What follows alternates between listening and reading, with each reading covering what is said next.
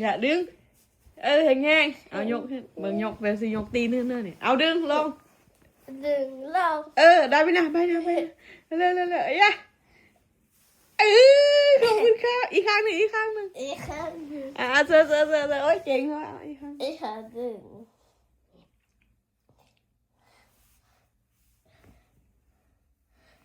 ติวตีนนิ้วโป้นิ้วก้อย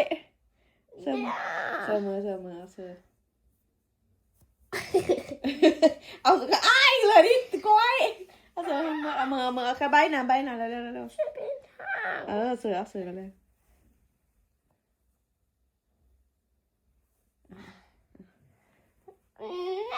เดี๋ย